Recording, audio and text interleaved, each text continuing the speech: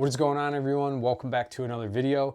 And today I wanted to jump on here real quick and update you guys on this Total Archery Challenge arrow build and just how well this thing performed. So I've shot this arrow for about a month now leading up to TAC, and then I just completed the Michigan Total Archery Challenge event. So I feel like I've spent a decent amount of time with this arrow to give you my overall thoughts and opinions and let you know the overall performance of this arrow and if it's something that I would use going forward at TAC. Now, to score this arrow, we're going to break this down into 4 different categories. We're going to talk about price point, accuracy, overall weight of the arrow, and if I'm still satisfied with that. And then lastly, we'll talk about the durability.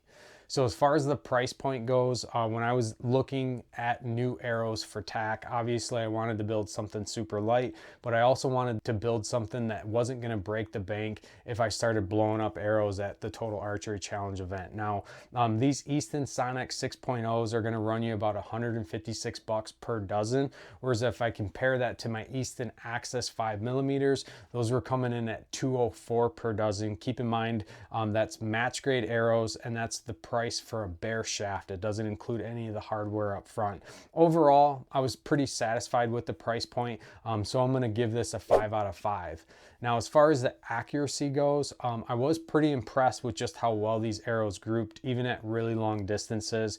I was really happy with the flat trajectory of this arrow, which is obviously being influenced from a lot of different things like my bow setup, my draw weight, and then just the overall weight of this arrow. But having a flat shooting arrow or a flatter shooting arrow at a TAC event is definitely going to help, especially when you start dealing with some of those targets with lower hanging limbs. Now, where this arrow did not perform well was if you're shooting on a windy day, and this is going to be across the board with all light arrows, obviously some more than others, but when I was sighting in, I was shooting on a day that had 10 to 13 mile per hour gust, and I was definitely getting some left to right variances, especially at those longer distances. So with that being said, I'm going to give the accuracy portion 4 out of 5. Now, overall weight rating, I'm scoring this based on what I know now after shooting TAC. So going into TAC, I was pretty happy with this coming in at 401 total arrow weight. But after shooting TAC, I would definitely like to get into something that is sub 400 grain total arrow build. I shot with my buddy Tyler out there. He was running like a 390 grain arrow. Now keep in mind, he's got a 29-inch draw and he shoots a 72-pound bow.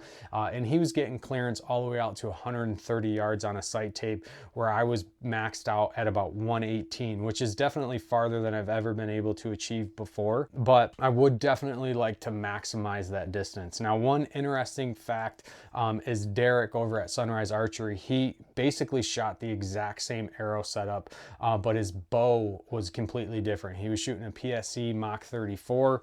He does shoot 70 pounds, but he's got a 28-inch draw. I have a 27-inch draw, but he was getting clearance all the way out to 140 yards. So again, your arrow weight and also your bow setup is going to influence how much distance you can get on that sight tape. So that was interesting to see. I was actually pretty surprised at just how far Derek could get with his setup. But like I said, that's leading me to looking at getting into something that's sub 400 grains. So as far as the weight goes on this arrow build after shooting it, I'm going to give it a 4.5 out of 5, just due to the fact that I do want to play around with some lighter arrows for the next event. Now, where this arrow really lacked, in my opinion, is the durability of it. So there was a couple shots, actually 6 total, but who's counting, where I would either hit a tree or deflect off of a tree. This thing literally exploded into pieces. There was multiple times where I was finding just basically the back end of this arrow with the wrap and the fletchings, and the rest of it was completely gone. So I'm going to give this arrow a 3 out of 5, which is a pretty low score.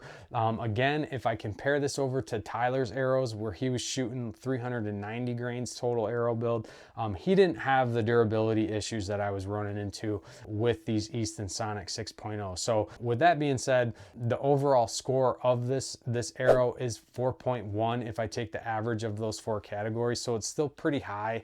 I don't think that this was a bad arrow, but definitely being that I want to get into something maybe a little bit lighter and that has a little bit more durability, I'm not sure that I would run these again at a Michigan Total Archery Challenge. Obviously, getting into an arrow that maintains durability but also allows you to achieve a super low arrow weight is probably going to run a little bit more than that $156 price point. So there's a little give and take there that you'll have to consider. But that's going to be it for this video. If you guys got any other questions, obviously you can always leave me a comment below or reach out directly on Instagram.